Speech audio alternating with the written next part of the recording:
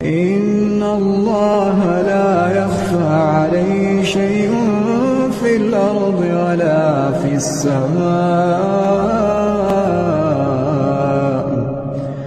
هو الذي يصوركم في الأرحام. إن الحمد لله نحمده ونستعينه ونستغفره ونعوذ بالله من شرور أنفسنا ومن سيئات أعمالنا من يهده الله فلا مضل له ومن يضلل فلا هادي له وأشهد أن لا إله إلا الله وحده لا شريك له وأشهد أن محمدا عبده ورسوله أما بعد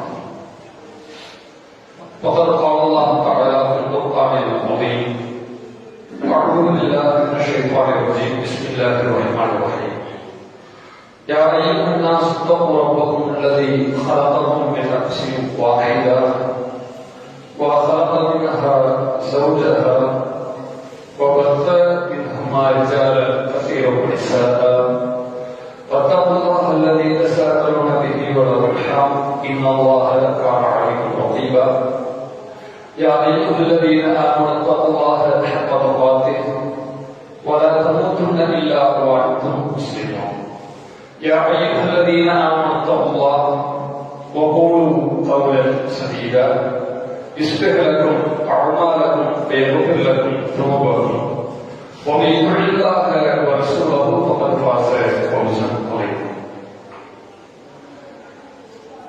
கண்ணியம் நிறைந்த சகோதர சகோதரிகளே, பெரியவர்களே, தாய்மார்களே, அல்லாஹ் ரப்பல் ஆலமீன் நமக்கு வழங்கி இருக்கக்கூடிய நற்கொடைகளிலேயே ஈடினை அற்றதும் மிக பெரியதுமாய் உலகின்ற இஸ்லாம் என்கிற மார்க்கத்தினை நாம் அனைவரும் நம்முடைய வாழ்க்கை நெறியாக ஏற்றுக்கொள்கிறோம்.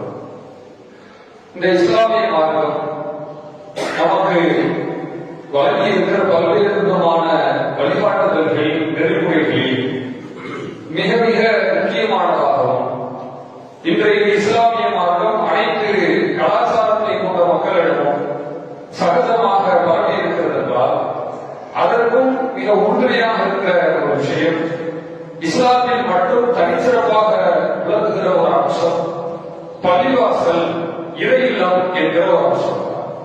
பொதுவாக பிறவி முஸ்லிம்களாக இருக்கக்கூடிய நாம் பெரும்பாலும் பள்ளிவாசலை நம்முடைய இறைவனுடைய இல்லம் என்ற மட்டத்தில் வைத்து பார்க்கிறோம். ஆனால் இந்த இறை இல்லம் என்பது இறைவனுடைய பார்வையில் அல்லாஹ்வுடைய பார்வையில் எந்த அளவிற்கு முக்கியத்துவம் பொருந்தியதாக இருக்கிறது என்றால் தன்னுடைய திருக்குர்ஆனில் சூரா ஆலி இம்ரானில் அல்லாஹ் சொல்கிறார், இன்ன அவ்வள பைத்தின் முதிமலின் நாஸ், இந்த உலகத்திலே மனிதர்கள் இறைவனை வணங்குவதற்கு என்பதற்காக கட்டப்பட்ட முதல் ஆலயம் என்பது லல்லதி பி மக்கா, அது மக்காவில் இருக்கிறது. முபாரக்கன், அதற்கு அல்லாஹ் ரப்பல் ஆலமீன் பரக்கத் செய்திருக்கிறார். வஹுதல் ஆலமீன், அது அகிலத்தில் உள்ள அனைத்து மக்களுக்குமே நேர்வழி காட்டக்கூடியதாக ஒரு வழிகாட்டியாக இருக்கிறது என்று அல்லாஹ் சொல்றார். முதல் பள்ளி காபத்துல்லாஹ் தான். அந்த முதல் பள்ளியை கட்டியவர் யார்? ஆதம் நபி தான். அப்போ ஒரு நபியை அல்லாஹ் ரப்பல் ஆலமீன் இந்த உலகத்துக்கு அனுப்பி அவருக்கு கொடுத்த பிரதானமான பணியை பள்ளிவாசலை கட்டுவதுதான். இது ஆதம் நபிக்கு மட்டுமில்லை, பல்வேறு நபிமார்களை நீங்கள் எடுத்துக்கொண்டாலும் கூட அவர்கள் தன்னுடைய பிரச்சாரத்திற்கு ஒரு களத்தை அமைத்துக் கொண்ட உடனேயே முதலில் அவர்கள் செய்வது பள்ளிவாசலை கட்டுவதுதான். அல்லாஹ்வுடைய தூதருக்கும் அந்த சட்டத்தை தான் மார்க்கம் வழங்கி இருக்கிறது. நபி ஸல்லல்லாஹு அலைஹி வஸல்லம் அவர்கள் தன்னுடைய ஹிஜ்ரத் பயணத்தை நிறைவு செய்து மதீனாவுக்கு நுழைகிறார்கள். இருக்கிற சஹாபாக்கள் எல்லாம் அன்சாரி தோழர்கள் எல்லாம் நபி அவர்களை எதிர்பார்த்து காத்திருக்கிறார்கள். அல்லாஹ்வுடைய தூதரை முன்பின் பார்த்தது கிடையாது, ஆனால் ஈமான் கொண்டு விட்டார்கள். அந்த ஈமான் கொண்டதனுடைய வெளிப்பாடாக தான் தூதரை அவர்கள் எதிர்பார்த்து காத்திருக்கிறார்கள். தூதரும் வருகிறார்கள். இன்னாவது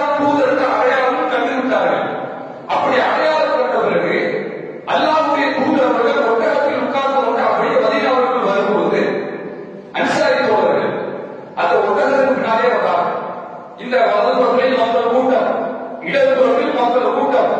ஒட்டகம் செல்ல செல்ல மக்களும் சேர்ந்து சென்று கொண்டே இருக்கிறார்கள். எதற்கு தெரியுமா? அந்த ஒட்டகம் யாருடைய இடத்தில் உட்காரும் என்கிற அந்த ஆவல் இருந்தார். அல்லாஹ்வுடைய தூதர் சொல்லக்கூடிய அந்த ஒட்டகம் என்னுடைய இடத்துல உட்காராதா, என் இடத்துல உட்கார்ந்து விடாதா என்கிற அந்த ஆசையின் வெளிப்பாடாக தான் அவங்க அப்படி வந்தாங்க. கடைசியில் அந்த ஒட்டகம் ஒரு இடத்தில் உட்கார்ந்து விட்டது. அந்த உட்கார்ந்த இடத்துக்கு சொந்தக்காரர்கள் யார் தெரியுமா? பெரும்பாலும் நாம் கேள்விப்பட்டிருப்போம். அதாவது சஹில் சுகை என்று சொல்லப்படக்கூடிய 2 அனாதை சிறுவர்கள் தான். அந்த சிறுவர்களுடைய இடத்துல போய் உட்கார்ந்த உடனே அந்த 2 சிறுவர்களுமே அப்படியே போட்டி போட்டுக் கொண்டு தூதர்கள் ஓடி வந்தார்கள். ரசூலுல்லாஹ் ஓடி வந்தாங்க. எதற்கு சொன்னா, என்னுடைய இடத்தோட உட்கார்ந்துச்சு, எங்களுடைய இடம் எங்களுக்கே போய் மாட்ட இடம் தான் இருக்கிறது என்று அல்லாஹ்வுடைய தூதரிடம் முறையிடுவதற்காக வரவில்லை. ஒட்டகம் உட்கார்ந்த உடனே அவங்க 2 பேரும் ஓடி வருவதற்கு காரணம் என்ன தெரியுமா? அவர்களே சொல்கிறார்கள், அல்லாஹ்வுடைய தூதரே, இந்த இடம் தான் பள்ளிக்கான இடம் என்று தீர்மானம் செய்யப்பட்டு விட்டது. இப்போ இதுக்கு பிறகு நாங்கள் என்ன செய்கிறோம் என்று சொன்னால், நீங்க இந்த இடத்தை எடுத்துக்க என்று ஒரு பேச்சுவார்த்தை நடக்கிறது. நடக்கக்கூடிய வேளையிலே அல்லாஹ்வுடைய தூதர் அவர்கள் அந்த இடத்தை விலைக்குதான் கேட்கிறார்கள். இன்றைக்கு மஸ்ஜித் நபவி அமைத்திருக்கு இல்லையா, அந்த இடம் தான் நம்ம ஹதீஸ்ல பார்க்கக்கூடிய இடம். அல்லாஹ்வுடைய தூதர் அதை கிரயமாக விலைக்குதான் அவர்கள் கேட்கிறார்கள். கேட்கும்போது 2 சஹாபாக்கள் சொல்றாங்க, பல் கிடையாது, நாங்க விலைக்கு கொடுக்க மாட்டோம், நகமுன்னு கிடையாது சொல்லலாம். அல்லாஹ்வுடைய தூதரை உங்களுக்கு நாங்கள் அன்பளிப்பாக தான் தருவோம். இருக்கிற சின்ன இடம் தான், அந்த இடத்தை நீங்க விலைக்கு கேட்டு நாங்கள் விலைக்கு வாங்குவதற்கு எங்களுக்கு பணம் இல்லை, அன்பளிப்பாக தான் கொடுப்போம் என்று கொண்டு வருகிறார்கள். மற்ற அன்சாரி தோழர்களும் பார்க்கிறாங்க, அவங்களுக்கும் மனசு ஆசைகள் இருக்கிறது. நம்முடைய இடம் போயிருந்தா நல்லா இருக்குமே, என்னுடைய இடத்தை அல்லாஹ்வுடைய தூதரை எடுத்துக்கொண்டா நல்லா இருக்குமே என்று எல்லாருக்கும் ஆசை. இந்த ஆசை என்பது வெறுமன ஒரு ஆசை என்று மட்டும் நம்ம சொல்லிவிட முடியாது. இதுக்கு பின்னால் இருக்கிற அந்த கருத்து தான் நம்முடைய இஸ்லாமியர்களுக்கு மிக மிக தேவையான ஒரு கருத்து. எதுக்கு போட்டி போட்டு வரணும்? இன்னைக்கு நம்முடைய பகுதியில் எடுத்துக்கலாம், இங்க ஒரு பள்ளிவாசலை கட்ட போறாங்க, அல்லாஹ்வுடைய தூதருடைய ஒட்டகம் வருகிறது. தூதருடைய ஒட்டகம் உள்ள வந்த உடனே எல்லா மனிதர்களுக்கும் மனசுல ஒரு ஆசை இருக்கும், என்னுடைய இடத்தை ரசூலை எடுத்துட்டா நல்லா இருக்கும், இந்த ஒரு ஆசை இருக்கும். இருந்தாலும் கூட மனிதனுக்கு அடிப்படையில் அவர்களுடைய மனசுல சின்ன ஒரு பயம் இருக்கும். நம்முடைய இடத்துல உட்கார்ந்துச்சுன்னா, நம்ம இடத்துல தூதர் எடுத்துட்டாங்கன்னா நம்மளுடைய குழந்தைகளுக்கு நாம எந்த இடத்துல கொடுப்பது? நானே ரொம்ப கஷ்டப்பட்டு ரொம்ப சேர்த்து வெளிநாட்டு போய் சம்பாதிச்சு பல வருடங்கள் நான் ஆசாசையாக ஒரு 10 சென்ட் இடத்தை வாங்கி வச்சிருக்கேன். அந்த இடத்துல உட்கார்ந்து சொன்னா என்னுடைய குடும்பத்திற்கு வேற சொத்து இல்லை என்று மனிதர்களுடைய மனத்துல ஷைத்தான் லேசா ஊசலாட்டம் போடுவோம். அந்த ஊசலாட்டம் கூட இல்லாமல் அந்த சஹாபிய தோழர்கள், நபி தோழர்கள் எப்படி நடந்து கொள்கிறார்கள் என்றால், சபில் சுகையுடைய இடம் போயிருக்கு, என்னுடைய இடம் போனா நல்லா இருக்குமே என்ற அந்த ஆசை எல்லாருடைய மனதையும் போட்டு வாட்டி வதைக்கிறது. ஏன் இந்த ஆசை என்று சொன்னால், நபி ஸல்லல்லாஹு அலைஹி வஸல்லம் அவர்களுடைய ஒரு ஹதீஸ் இருக்கிறது. ஒரு முறை ஒரு மனிதர் தூதரிடம் முறையிட்டார், யா ரசூலுல்லாஹ், அல்லாஹ்வுடைய தூதரே, இன்னி உபதிரபி, எனக்கு திடீரென்று கஷ்டம் வந்துவிட்டது, திடீரென்று பஞ்சம் வந்துவிட்டது, நான் ரொம்ப திவாலாக கிடைக்காயிட்டேன், எனக்கு நீங்க உதவி செய்ய கேட்டான். அப்ப தூதர் சொல்கிறார்கள், வா நந்தி, என்னிடம் எதுவும் கிடையாது. ரசூலுல்லாஹ்வுடைய கேரக்டர் என்ன தெரியுமா? பச்சைக்கு இல்லைன்னு சொல்ல மாட்டான், இதுதான் கொடுத்துருவாங்க, இல்லைன்னா இல்லைன்னு சொல்லிடுவாங்க. ரசூலுல்லாஹ் இல்ல, அதனால இல்லைன்னு சொல்லிட்டாங்க. இப்போ கீழே இருக்கிற ஒரு சஹாபி அல்லாஹ்வுடைய தூதரிடம் கேட்கிறார், யா ரசூலுல்லாஹ், இவருக்கு உதவி செய்வதற்கு என்னிடம் எதுவும் கிடையாது, ஆனால் துல்லு அல்லாஹ் யஹ்மிலும், ஆனால் இவருக்கு உதவி செய்கிற ஒரு ஆளை எனக்கு தெரியும். ஒரு கணவர் இவருக்கு கொடுக்கிற அளவிற்கு சக்தி உடையவர் எனக்கு அனுபவம் இருக்கிறார், என்னால் முடியாது, ஆனால் அவரிடத்தில் இவரை அழைத்து செல்லலாமா என்கிற கேள்வி அந்த மனிதர் வைத்த உடனே அல்லாஹ்வுடைய தூதர் அவர்கள் கொஞ்சம் கூட சிறிது நேரம் கூட யோசிக்கவில்லை, உடனடியாக சொல்கிறார்கள், பாருங்கள், இது என்ன கேள்வி, தாராளமா நீங்க அழைச்சிருப்போம். ஏன் தெரியுமா? மண்டல்ல அல்லாஹை, ஒரு மனிதன் இன்னொரு மனிதனுக்கு ஒரு நன்மையான விஷயத்தை அறிவித்துக் கொண்டாலே போதும், பலகு மிதுல் அதிர்வானி, அதை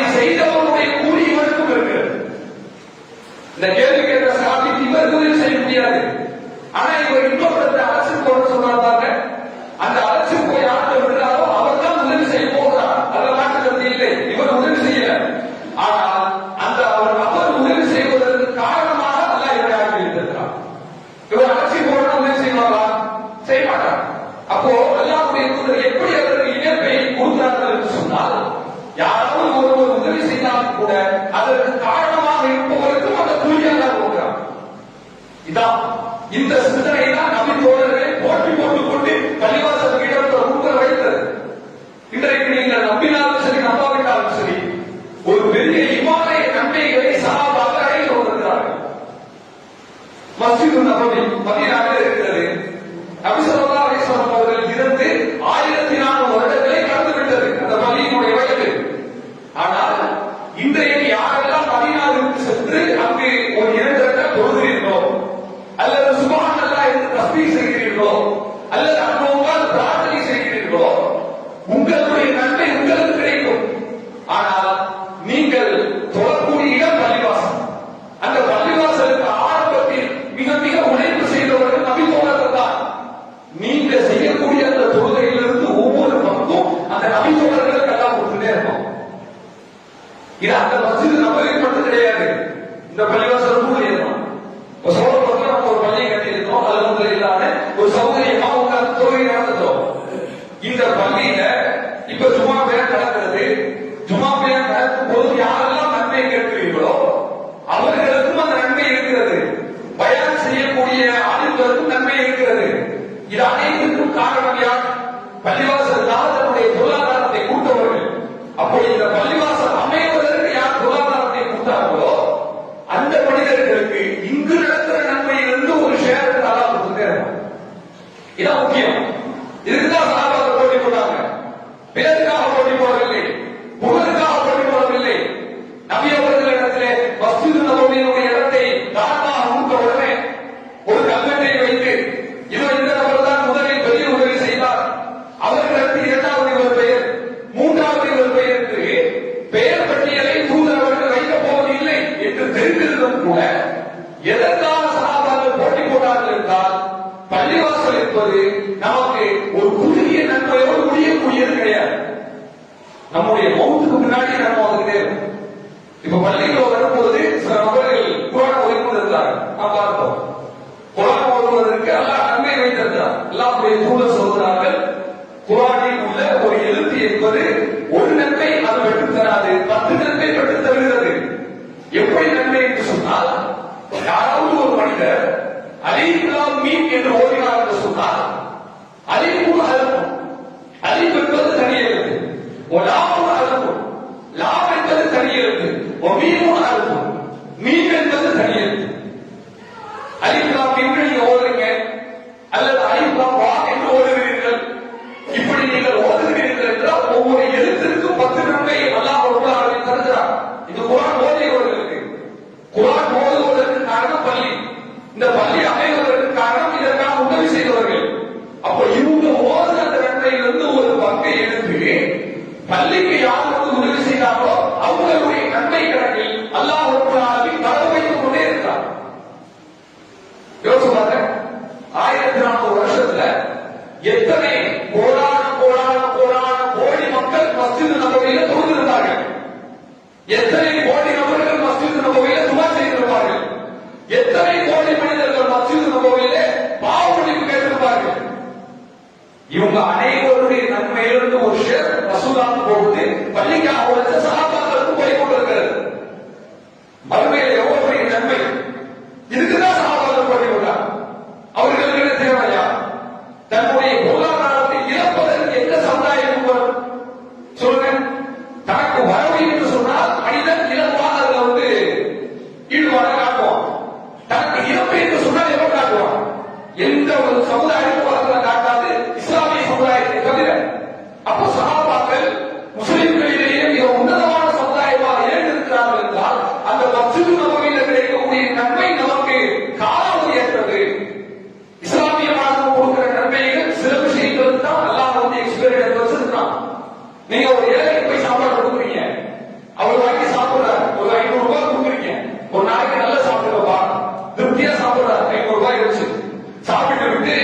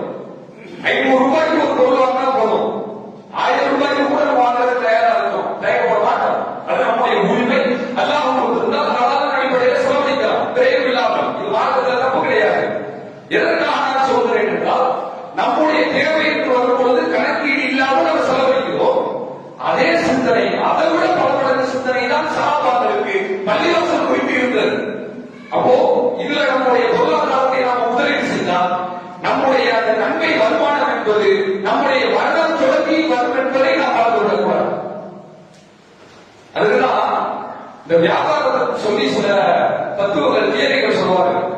அதுல கண்டிப்பா அனைத்து வியாபாரிகளும் தெரிந்து கொள்ள வேண்டிய ஒரு தத்துவம் என்ன தெரியுமா? அதாவது இன்கம்ல வந்து 2 டைப் இருக்கு. ஒன்று சாதாரண வருமானம், இரண்டாவது சிறந்த வருமானம் என்று தமிழ்ல அதற்கு சொல்லுவார்கள். சாதாரண வருமானம் என்ன? ஒரு மணியில காலையில 10 மணிக்கு கடை விடுறாங்க, ஈவினிங் ஒரு 5 மணிக்கு கடை போடுறாங்க, இல்ல நைட்டு ஒரு 8 மணிக்கு கடை க்ளோஸ் பண்றாங்க வைங்க. இந்த 10 to 8 இந்த நேரத்துக்குள்ள கஸ்டமர் வந்தாங்கன்னா அதனால வியாபாரம் பண்ண முடியும். இது சாதாரண வருமானம். 9 மணிக்கு ஒரு வீட்டுல இருக்கிறாரு, 11 மணிக்கு வீட்டுல நைட்டு தூங்கிட்டு இருக்கிறாரு. கடை முன்னாடி 10 பேர் வந்து நின்னா வியாபாரம் நடக்குமா? நடக்காது. நடக்கிறதுனால ஒரு வாய்ப்பு இல்லை. இவர் கடையை க்ளோஸ் பண்ணியாச்சு. அப்படி வந்து கேட்டால் கூட நாளைக்கு வாங்கிட்டு சொல்லுவாங்க. அப்போ இவர் விழித்திருக்கும் போது மட்டுமே இவருக்கு வருமானம் வருகிறது. இது சாதாரண வருமானம். சிறந்த வருமானம் என்ன தெரியுமா? ஒரு மனிதருக்கு காலையில 10 மணில இருந்து நைட்டு 10 மணி வரை வருமானம் வருது, வீட்டுக்கு போயிட்டாரு. ஆனா இவர் நடத்தக்கூடிய இந்த நிறுவனம் என்பது தொட்டி போறது சொல்ல முடியும். இவர் வீட்டுல போய் 12 மணிக்கு தூங்கிட்டு இருப்பாரு. இங்க 11 to காலையில 10 மணி வரை திருப்பி செகண்ட் ஷிஃப்ட் கம்பெனி நடந்துட்டே இருக்கும். அப்போ இந்த மனிதர் இரண்டாவது மனிதருக்கு உணர்த்தும் போது வருமானம் வந்து கொண்டே இருக்கிறார். இதான் சிறந்த வருமானம் அப்படின்னு சொல்லுவாங்க. இதே பார்வைதான் அந்த வறுமையினுடைய நன்மை வருமானத்தை நமக்கு இருக்க வேண்டும். சகாபாக்களுக்கு இது போன்ற ஒரு நல்ல பார்வை இருந்திருக்கிறது. எப்படி இருக்கணும்? ஒரு மனிதர் வந்து உயிரோடு இருக்கிறவரா அவருக்கு நன்மை கிடைக்குதுன்னு வைங்க. இதுக்கு பேரு ஒரு சாதாரண நன்மை வருமானம் தான்.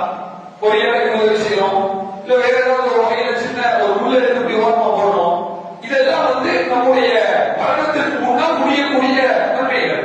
நாம தொழுகிறோம், நாம நோன்பு வைக்கிறோம், எல்லாம் முடிஞ்சிடலாம். மௌத்து தான் இருக்கு எல்லை. மௌத்து இல்லைன்னா மௌத்து தான்.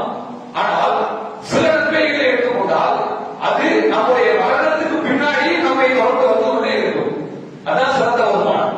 நம்முடைய வறுமை வருமானத்தை பொறுத்தவரை பள்ளிவாசலுக்காக நாம் செய்யக்கூடிய உதவிகள் என்பது சிறந்த வருமானமாக இருக்கிறது. இந்த பள்ளிக்காக உதவி செஞ்சவங்க 100 பேர் இருக்காங்க வைங்க. ஒரு 60 பேர் வந்து கோயிலோட இருக்காங்க, 40 பேர் இல்லைன்னு வச்சுக்கலாம், இல்ல ஒரு 5 பேர் முகத்தை இல்லாம வச்சுக்கேன். அவர்கள் இறந்துவிட்டார்கள். ஆனால் அவர்கள் கட்டி இந்த பள்ளி உயிரோடு இருக்கிறது என்று சொன்னால் இதில் கிடைக்கிற நன்மையிலிருந்து அல்லாஹ் ரப்பல் ஆலமீன் இறந்த பின்னாலும் அவர்களுடைய கணக்கில் வரவு வைத்துக் கொண்டே இருக்கிறார். இதான் உண்மை. அல்லாஹ் ரப்பல் ஆலமீன் திருமறையில் சொல்வது போல, அதாவது ஜும்மாவுடைய தொழுகைக்கு மக்கள் வருகிறார்கள். ஜும்மாவுக்கு வரக்கூடிய எல்லா மக்களும் 5 வேளை தொழுகை முழுமையா தொழுவாங்க சொல்ல முடியாது. தொழக்கூடியவர்களும் இருக்கிறார், தொழாதவர்களும் இருக்கிறார். அது நம்முடைய அந்த ஆர்வத்தை பொறுத்து அவர்களுடைய அந்த ஒரு முறையான ஒரு விஷயம், அது தனி. நான் என்ன சொல்லுவது என்றால், அப்படி வரக்கூடிய ஒரு மனிதன் கைகால தொழிலாளர் கிடையாது, அதுதான் பயன் செய்யப்படுகிறது. அல்லாஹ் ரப்பல் ஆலமீன் திருமறை குர்ஆனில் சொல்கிறார், "ஃபீ ஜன்னாத்தின் யதசாஅலூன்", சொர்க்கவாசிகள் நரகவாசிகளை பார்த்து கேட்கிறார்கள், ஏன் நீங்கள் இந்த சக்கர இருக்கிற நரகத்திற்கு வந்தீர்கள்? மாசலத்தும் ஃபீ சக்கர், எதற்காக சக்கருக்கு வந்தீங்க அப்படின்னு கேட்டாங்க. கேட்கும்போது அப்போ அந்த நரகவாசிகள் சொல்கிறார்கள், காலு லம்னக்கும் மினல் முஸல்லீன், நாங்கள் இந்த சக்கருக்கு வருவதற்கு காரணம் நாங்க கொலைப்பட்டோம் கொள்ளையடிச்சு சொல்ற காரணம் கிடையாது. லம்னக்கும் மினல் முஸல்லீன், உலகத்தில் வாழும்போது நாங்கள் தொழக்கூடியவர்களாக இல்லை. உலகம் தொழில் மிஸ்கீன், நாங்கள் ஏழை எளிய மக்களுக்கு தான தர்மமும் செய்யவில்லை. நரகவாசி சொல்றான், தொழுகவும் இல்லை, தான தர்மமும் பண்ணல, வேற என்னதான் பண்ணிட்டு இருந்தனே? அவன் பதில் சொல்றான், நாங்கள் வீணானவர்களுடன் சேர்த்து வீணாய் சுற்றி கொண்டிருக்கிறோம். எப்போ பாரு என்டர்டைன்மெண்ட் ட்ரெண்டிங் சொல்லி ஏதாவது பிசினஸ் காணப்பட வார்த்தைகளை நவீன காலத்தில் உருவாக்குவாங்க. ஒரே பேட்டர்ல பிசினஸ் போதுன்னா அதுக்கு கண்டினியூட்டி இருக்காது. அதுக்காக வந்து திடீர்னு என்ன செய்வான், இருக்கிற ஒரு மாடல வந்து அது அவுட்டா பேசணும்னு ஒரு வார்த்தையை போட்டுட்டு புதுசா ஏதாவது வந்து பேசணும் கொண்டு வருவான். அடுத்தடுத்து மாத்திட்டே இருக்கணும், மக்களுக்கு வந்து செலவு வச்சுட்டே இருக்கணுங்கிறத நம்முடைய நோக்கம். கார்பரேட்டுகளுடைய ஒரு புரிந்து கொள்ள முடியாத ஒரு நுட்பமான விஷயம். இப்படி எல்லாம் மாற்றி மாற்றி போடும்போது இதுல ஒரு முக்கியம் தொழுகை வரல வைங்க, மறுமை தான் சொல்லுவோம். நான் வீணானவர்களுடன் சேர்ந்து நானும் வீணாக இருந்தேன், தர்மம் பண்ணல. மவுண்டிகளிடம் தற்கொலை நாங்கள் இப்படித்தான் இருந்து கொண்டிருந்தோம். அதனாலதான் அல்லாஹ் எங்களை சக்கரத்துல போட்டுதான் சொல்லுவாங்க. இப்போ இந்த வசனம் பயான்ல சொல்லப்படுகிறது. சொன்ன உடனே சாதாரணமாக ஒரு மனிதன் ஐவேளை தொழுகை முறையாக தொழாத ஒரு மனிதனுடைய மனசுல ஒரு சின்ன குற்ற உணர்வு வருகிறது. நம்மை பார்த்து இந்த வசனம் சொல்வது போலவே இருக்கிறது. நாட்டு வேலை தொழல, சும்மா மட்டும்தான் வரேன், மற்ற நேரத்துல டைகரஸா தொழுகிறேன், இல்லைன்னா இல்ல. அப்போ என்னுடைய நிலையும் நாளை வருவேன் இப்படித்தான் போய் இருக்குமா? சட்டத்தில் நடந்தா நான் போய் வீட போகிறேனா? இப்படித்தான் நான் போக போகிறேனா? இந்த பயம் வந்துவிட்டு அவன் அதற்கு பின்னால் 5வது தொகுதி எடுத்து சரியாக நிறைவேற்ற ஆரம்பித்து விட்டார் என்றால் தொழுத நன்மை அவருக்கு கிடைக்கிறது. அவர் தொழுவதற்கான பயான் செய்த ஆளினுக்கு நன்மை கிடைக்கிறது. இந்த பயான் நடப்பதற்கான பள்ளிவாசல், இந்த பள்ளிவாசலை கட்டியவர்களுக்கு எங்கோ ஒரு மனிதன் தொழுது கொண்டிருக்கிறார், அவனுடைய நன்மையிலிருந்து ஒரு சேர எல்லாம் கொடுத்துருக்காரு. இதுக்கு பேர் தான் ரசூலுல்லாஹ் சொன்னாங்க, பட்டல்லாஹை நீங்கள் ஒரு நன்மையை செய்ய வேண்டும் என்பது கூட அவசியம் இல்லை, இன்னொரு நபருக்கு நீங்கள் அறிவித்து கொடுத்தால் போதும், இன்னொரு நபர் அந்த நன்மை செய்வதற்கு நீங்கள் களம் வைத்து கொடுத்தால் போதும், பலரும் இது அதிரிப்பாக அவருடைய நன்மை போன்ற ஒரு மனிதன் உங்களுக்கு எல்லாம் போதார். அப்போ பள்ளிவாசலுக்காக வேண்டி நம்ம உதவி செய்வது, பள்ளிவாசலை கட்டுவதற்காக வேண்டி நம்முடைய பங்களிப்பை செலுத்துவது என்பது சாதாரணமான ஒரு விஷயம் அல்ல. காலகாலத்திற்கும் நமக்கு நன்மை தரக்கூடியதாக இருக்கிறது. அல்லாஹ்வுடைய தூதர் அவர்கள் களத்தில் இறங்கி இந்த பள்ளிவாசலுக்காக வேண்டி அவர்கள் உழைப்பு செய்திருக்கிறார்கள் என்பதை மஸ்ஜிது நபவி விஷயத்தில் நாம் படிக்க முடிகிறது. கண்ணியத்திற்குரிய சகோதர சகோதரிகள், இந்த இறையிலம் என்பது நம்முடைய இஸ்லாத்தினுடைய அச்சாணியாக ஆணிகளாக இருக்கிறது. இஸ்லாத்தினுடைய அனைத்து காரியங்களும், அனைத்து சட்டத்திட்டங்களும், அனைத்து போதனைகளும் இந்த பள்ளிவாசலை சுற்றியதாக இருக்கிறது. பள்ளிங்கிற ஒரு ஸ்ட்ரக்சர், இந்த ஒரு கட்டமைப்பு மட்டும் இல்லைங்க. மற்ற மதங்களுக்கும் இஸ்லாத்துக்கும் பெரிய அளவு வித்தியாசமே இருக்காது. நீங்க வேணா நல்லா பாருங்க, இந்து மதத்திற்கு கோவில் இருக்கிறது, கிறிஸ்துவர்களுக்கு அவர்களுடைய சர்ச்சுகள் இருக்கிறது, தேவாலயங்கள் இருக்கிறது, சீக்கியர்களுக்கு குருத்வாராக்கள் இருக்கிறது. இப்படி ஒவ்வொரு ஆளுக்கும் ஒரு வச்சிருக்காங்க. சரி, பள்ளிவாசலை போன்ற இணைப்பு எந்த மதத்தில் அவர்களுடைய இல்லத்தோடு சொல்லப்பட்டிருக்கிறது? சொல்லுங்க. சர்ச்சுக்கும் கிறிஸ்டின்ஸுக்கும் உள்ள இணைப்பு எவ்வளவு? பாடத்தோடு போவாங்க, அவ்வளவுதான. பாக்கி எல்லாம் சர்ச்சு சுமாரா கிடக்கும். கோவிலுக்கும் மக்களுக்கும் உள்ள இணைப்பு எவ்வளவு? வாரத்தில் ஒரு நாள் போனாலும் பெரிய விஷயம் தான். அது எல்லாருமே சாப்பிட போவாங்க. இதுதான் நம்ம பார்த்தோம். ஆனால் இந்த பள்ளிவாசலை பற்றி மட்டும் நம்முடைய இஸ்லாமிய மார்க்கம் எப்படி சொல்கிறது என்றால், மற்ற மதங்கள் எல்லாம் தன்னுடைய புனித இல்லத்திற்கு கொடுக்கக்கூடிய அந்த முக்கியத்துவத்திலிருந்து மாறி மிகப்பெரிய அளவில் ஒரு பாதி வித்தியாசத்தோடு இந்த சட்டத்திட்டங்களை கொடுக்கிறது. நாளை வறுமையில் அல்லாஹ்வுடைய அரிசியில் 7 சாராருக்கு கிடைக்கும். அதில் மிக முக்கியமான ஒரு மனிதர் யார் என்று சொன்னால், ஒரு ரஜுல் கல்புஹு முஅல்லகுன் பில் மசாஜித், யாருடைய உள்ளம் பள்ளிவாசலோடு இணைக்கப்பட்டிருக்கிறதோ அந்த மனிதர் தான். வீட்டில் இருக்கிறீங்க, துகத்து வீட்டுக்கு போயிட்டீங்க, துகத்து கடைக்கு போயிட்டீங்க, காலேஜுக்கு போயிட்டீங்க, சரிதான். ஆனால் நம்முடைய உடல் தான் நம்முடைய வீட்டில் இருக்கிறது. மனது முழுவதும் பள்ளிவாசல் தான் இருக்க வேண்டும். துகத்து குடிச்சுட்டு போயிட்டோம், நம்ம திருப்பி அசல் எப்போ போகணும்? அசல் குடிச்சுட்டு போயிட்டோம், மறுபடியும் டைம் அது வழிக்கு போகணும், மறுபடியும் முடிஞ்சிடுச்சு, நாம இஷாத் வழிக்கு போகணும். இதான் அல்லாஹ்வுடைய அரிசியை பெற்றுத் தரக்கூடிய ஒரு அழகிய பண்பு. அப்போ நம்முடைய இஸ்லாமிய மார்க்கம் இப்படிப்பட்ட ஒரு ஆழமான பிணைப்பை பள்ளிவாசலோடு கொடுத்திருக்கிறது. இதுதான் சஹாபாக்கள் போட்டி போட்டாங்க.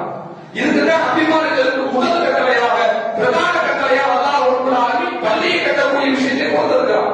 பல நபிமார்கள் பார்க்க முடிகிறது. கண்ணியத்திற்குரிய சகோதர சகோதரிகள், இந்த இறைவனுடைய இல்லம் என்பது நம்முடைய முஸ்லிம்களிடம், இஸ்லாமியர்களிடம் இஸ்லாம் உயிர் போல் இருப்பதற்கு ஒரு அடிப்படை காரணமாக இருக்கிறது. பள்ளி என்கிற இந்த கட்டமைப்பு மட்டும் இல்லை என்று சொன்னால், முஸ்லிம்களிடம் இருக்கிற அந்த இஸ்லாமிய பற்று இந்த அளவுக்கு இருக்குமா என்பது மிகப்பெரிய கேள்விக்குறிதான். 5 பேர் தொழிலுக்கு வரோம், அந்த தொடர்பு இருக்குது. வாரத்தில் ஒரு நாள் கண்டிப்பாக சும்மாவும் வர வேண்டும் சட்டம் நாட்களுக்கு வரலாங்க, அந்த தொடர்பு இருக்குது. குர்ஆன் பள்ளிவாசல் உட்கார்ந்து போதும் தொடர்பு இருக்குது. நன்மையான விஷயங்கள் பள்ளியில் யோசி பண்றோம். இப்படி நீங்கள் எந்த காரியத்தை எடுத்தாலும் சரி, முற்று முழுவதுமாக பள்ளி என்பது 100% நன்மை மட்டுமே வாரி தரக்கூடிய ஒரு மைய கேந்திரமாக இருக்கிறது. நம்முடைய மரணம் வரை அல்ல, மரணத்திற்கு பிறகும் கூட பள்ளியினால் நன்மை வரக்கூடியதாக இருக்கிறது என்கிற உண்மையை உணர்ந்துதான் சஹாபாக்கள் நபி ஸல்லல்லாஹு அலைஹி வஸல்லம் அவர்கள் தன்னுடைய சக்தியை மீறி அந்த உழைப்பை மஸ்ஜித் நபவிக்கு கொடுத்தார்கள். இன்றைக்கு அந்த நன்மை அல்லாஹ் ரப்பல் ஆலமீன் அவர்களுடைய நன்மை கணக்கில் வரவைப்பதற்கு தயாராக இருக்கிறார். அதே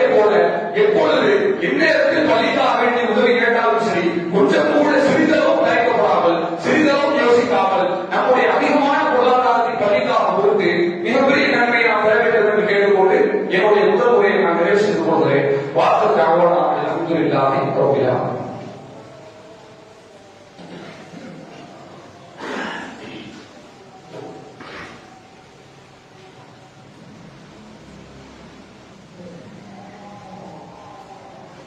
கணிக்கக்கூடிய சகோதரர்களுக்கு தமிழ்நாடு தௌஹீத் ஜமாஅத் மதுரை மாவட்ட தலைமையகம் மஸ்ஜித் நூர் என்று அழைக்கப்படக்கூடிய நூர் பள்ளிவாசலின் கட்டுமான பணி வசூலுக்காக வேண்டி இன்ஷா அல்லாஹ் இன்றைய தினத்தினுடைய ஜுமா வசூலை ஒதுக்குவது என்று நிர்வாகம் முடிவு செய்திருக்கிறது. பொதுவாக பள்ளியை கட்டுவதற்குண்டான சிறப்புகளை பற்றி நாம் முதல் வழியில் கூறியிருக்கிறோம். அதிலும் இந்த நூர் பள்ளிவாசல் என்பதை பொறுத்தவரை மதுரை பற்றி நன்றாக அறிந்திருக்கக்கூடிய மனிதர்களுக்கு ஓரளவுக்கு தெரியும். இந்த மஸ்ஜித் நூர் என்கிற பள்ளி மதுரையினுடைய இருதயமாக விளங்கக்கூடிய பகுதி கீழவாசல் என்று சொல்வார்கள். அந்த பகுதியை ஒட்டிதான் இந்த பள்ளிவாசல் இருக்கிறது. அல்லாஹ் மிகப்பெரிய அருளாக இந்த இடத்தை நமக்கு வழங்கியிருக்கிறார். கிட்டத்தட்ட 17 சதுர இடம். அந்த இடத்தினுடைய வேலையே நாம நினைத்து பார்க்க முடியாத அளவுக்கு அல்லாஹ் கொடுத்திருக்கிறார். அந்த இடத்தில் கிட்டத்தட்ட 10-15 ஆண்டுகளுக்கு மேலாக ஒரு இரும்பு ஷெட்டுல தகர சக்கர அடிச்சுதான் பள்ளிவாசல் இயங்கிக் கொண்டிருந்தது. ஒரு ஜுமா தொழுகை என்று வந்துவிட்டால் ஆண்கள் பெண்கள் இரு சாரரையும் சேர்த்து 500 நபர்களில் இருந்து 800 நபர்கள் வரை தோறக்கூடிய ஒரு பள்ளியாக இருக்கிறது. இது ஜுமாவுக்கு மட்டும் கிடையாது, மாவட்ட தலைமையகமாக இருக்கிற காரணத்தினால் அதிகமான பள்ளிகளை இந்த பள்ளி உள்வாங்கி கொடுக்கிறது. இந்த பள்ளியில வச்சுதான் பித்ராவுடைய பொருட்களை நம்ம விநியோகம் செய்கிறோம். பள்ளியில வைத்துதான் ஏழை மக்களுக்கு மாதந்தோறும் குறிப்பிட்ட ஒரு 40-50 குடும்பங்களை தேர்வு செய்து இந்த பள்ளியை வச்சுதான் பொருட்களை விநியோகம் செய்து கொண்டிருக்கிறோம். குர்பானியினுடைய நிகழ்ச்சி அதுக்கும் இந்த பள்ளியினுடைய வளாகத்தை வச்சுதான் நாம விநியோகம் செய்கிறோம். ஒரு வருடத்திற்கு கிட்டத்தட்ட 180-200 மாடுகள் வரை கூட்டு குர்பானுக்காக அழைக்கப்படுகிறது. இது போக தனிப்பட்ட முறையில ஆடுகள் நமக்கு குர்பானி கொடுக்கப்பட்டு மக்களுக்கு விநியோகம் செய்யப்படுகிறது. இப்படி நீங்கள் கூட்டி கழித்து பார்த்தீர்கள் என்று சொன்னால் ஒரு வருடத்திற்கு 1 கோடியிலிருந்து 1.5 கோடி ரூபாய்க்கான அந்த பொருளாதாரத்தை பள்ளியில் வைத்து நாம் செலவு செய்து கொண்டிருக்கிறோம் மக்களுக்காக. அப்போ இப்படிப்பட்ட மிகப்பெரிய ஒரு நன்மையை பெற்றுத் தரக்கூடியதாக இந்த மஸ்ஜித் ஒரு பள்ளிவாசல் இருக்கிறது. அது மட்டுமல்லாமல் தென் தமிழகத்திலிருந்து வரக்கூடியவர்கள் ராமநாதபுரம், திருநெல்வேலி, அதே போல தூத்துக்குடி, தேனி இது மாதிரி மாவட்டங்களில் இருந்து ஏதாவது மருத்துவ தேவைகளுக்காகவோ அல்லது வியாபார நிமித்தங்களுக்காகவோ இந்த மதுரை பகுதியை நாடி வரக்கூடியவர்கள் நூர் பள்ளிவாசல் போகக்கூடிய அளவுல சாலை வசதி இருக்கிறது. இப்ப ஏன் நூர் பள்ளி வைக்கலாம், இந்த ரோடு இருக்கிற பள்ளிக்கு வெளியே இந்த ரோடு தான் போர்வேட்ட நகர்ப்புறத்துக்குள்ள வரக்கூடிய 4 வழிச்சாலை 90% அந்த சாலை முடிவடைந்து விட்டது. இன்னும் 10% வேலைகள் முடிவடைந்து விட்டால் முழு உபயோகத்திற்கு வந்துவிடும். அப்படி முழு உபயோகத்திற்கு வந்துவிட்டால் தென் தமிழகத்திலிருந்து வரக்கூடிய அதிகமான மக்கள் இந்த நூர் பள்ளியில தொழுது போவார். அப்போ இந்த பள்ளியில கிடைக்கக்கூடிய நன்மை என்பது அலாவதியான நன்மை என்பதை நாம முதல்ல புரிஞ்சுக்கணும்.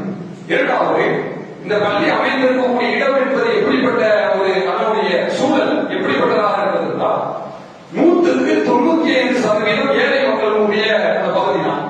செல்வதற்கு என்று சொன்னால் ஒரு 5% தான் இருப்பாங்க. இன்னும் எழுதலாம் 95% மக்கள் இரும்பு அணியக்கூடியவர்கள் தான், பட்டறைகள் வைத்திருக்கக்கூடியவர்கள் தான்.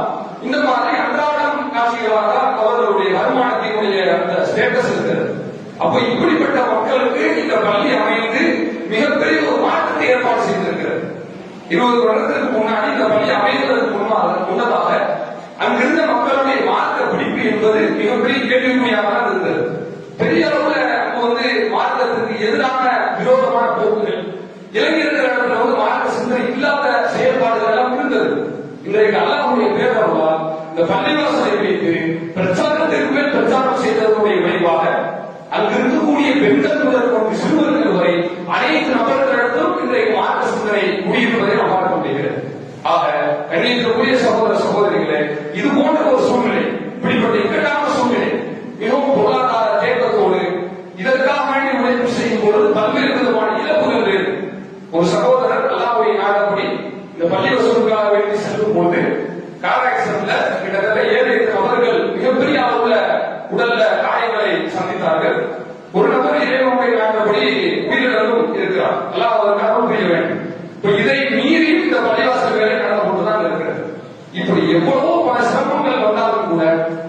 தொய்வு காட்டி விடாமல் எப்படியாவது இந்த பள்ளியை தீர்மானம் செய்ய வேண்டும், எப்படியாவது இறையிலத்தை கட்டி முடிக்கதான் வேண்டும் என்கிற நல்ல நோக்கத்தில் அந்த வேலை துவங்கப்பட்டு தற்போது 1.5 கோடி அளவுல அதற்கான செலவீட்டு தொகை அதுக்காக வேண்டி பெரிய அளவுல வசூல் செஞ்சு இப்ப காரியங்களை செஞ்சுட்டு இருக்காங்க. இன்னும் பாதிக்கு மேல அந்த தொகைகள் தேவைப்படக்கூடிய ஒரு சூழ்நிலை. அதாவது மற்ற இடங்கள்ல பள்ளிகிற மாதிரி கட்டிட முடியாது. நூல் பள்ளி என்பது வைகை அந்த கரையில் இருக்கிறது. நீங்க பள்ளிவாசல் இருக்கிறதுனா போவேண்டா, அதை தாண்டி கால் வச்சீங்கன்னா ஆகுதான். இந்த அளவுக்கு இருக்கிறதுனால பள்ளிவாசலுக்காக வேண்டி அடியில நீர் போடுறதுக்கு நம்ம குழி தோண்ட போடுறதெல்லாம் அந்த குழி தோன்றதுக்கு கிட்டத்தட்ட ஒரு கிணறு தோன்ற மாதிரி தான். லேசா நீர் தோண்டாலே தண்ணி வந்துடும். மதுரைக்குள்ள அந்த பகுதியில மட்டும் சின்ன ஒரு துணை போட்டாலே தண்ணீர் தான் வந்துடும். அப்ப அதை சரி கட்டி அதுக்கு நிறைய அளவுல கான்கிரீட் எல்லாம் போட்டு ஒரு செலவு இருக்குன்னு சொன்னா இரட்டை செலவாக மாறுகிறது. அதை மீறியும் அல்லாஹ் நமக்கு கொடுப்பான் என்கிற நல்ல நோக்கத்தோடு சகோதரர்கள் இந்த பணியில் இறங்கி இருக்கிறார்கள். எனவே நலவந்தர்கள் என்று வித்தியாசம் இல்லாமல் அனைத்து மக்களும் இதற்காக வேண்டி அதிகமாக உங்களுடைய உயர்வை செலுத்துமாறு கேட்டுக்கொள்கிறோம். அல்லாஹ் தன்னுடைய திருக்குறானிலே சூரா பக்ராவிலே சொல்கிறார், மற்றொருத்தீன யுன்ஃபிகூன அம்வாலஹும் ஃபீ ஸபீலில்லாஹ், அல்லாஹ்வுடைய பாதையிலே நீங்கள் நல்வழியை செலவிட்டீர்கள் என்று சொன்னால் அதற்கு உதாரணம் கமதலி ஹப்பத்தி, ஒரு விதை இருக்கிறது. 50 சபகசனாவில் அந்த விதையிலிருந்து 7 கதிர்கள் முளைக்கிறது. ஃபீகுல்லி சுபுலத்தின், ஒவ்வொரு கதிரிலும் மேலத்தொகப்பா 100 தானியங்கள் இருக்கிறது. அல்லாஹ்வுடைய ஒரு இலக்கியமான உதாரணத்தை நீங்கள் கவனியுங்கள். போடக்கூடியது ஒரு விதை, வரக்கூடியது 7 கதிர். ஒரு கதிருக்கு 100 தானியம், 7 கதிருக்கு 700 தானியம். இதைத்தான் அல்லாஹ் சொல்கிறான். நீங்கள் ஒரு விதையை போட்டு 700 விதையை பெறுவது போல அல்லாஹ்வுடைய பாதையை நீங்கள் ஒரு பகுதி உதவி செய்தீர்களே ஆனால் 700 மடங்காக அல்லாஹ் அதை திருப்பி தருகிறான். வல்லாஹு யுஹிப்புல் மையஷா, இதுதான் கடைசி என்று கிடையாது. அல்லாஹ் நாடினால் 700 விட அதிகமாக தருவான் என்று குர்ஆன் சொல்கிறது.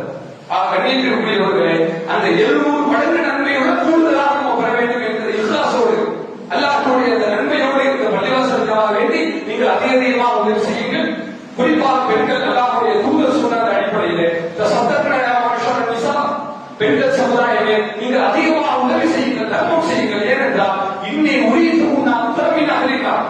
நாளை வறுமையில் நரகத்தில் இருக்கிற ஆண்களை விட பெண்களாக நீங்கள் அதிகமாக இருக்கிறீர்கள் என்கிற ஒரு எச்சரிக்கையை சொல்லி அந்த நரகத்தில் இருந்து தப்பிப்பதற்கு தர்மம் என்கிற ஒரு வழிமுறை அல்லாஹ்வுடைய தூதர் சொல்லியிருக்கிறார். இதை சொன்ன உடனே சகாபிய பெண்கள் தங்களுடைய நகை ஆபரணங்கள் என்று எந்த வித்தியாசமும் அனைத்தையும் உதவி செய்தார்கள் என்ற ஹதீஸ்களில் படித்துக் கொள்கிறது.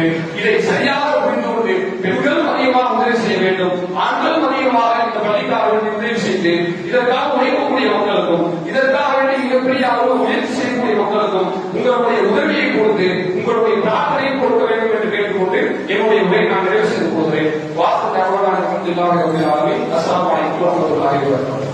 إن الله لا يخفى عليه شيء في الأرض ولا في السماء هو الذي يصوركم في الأرحام كيف يشاء لا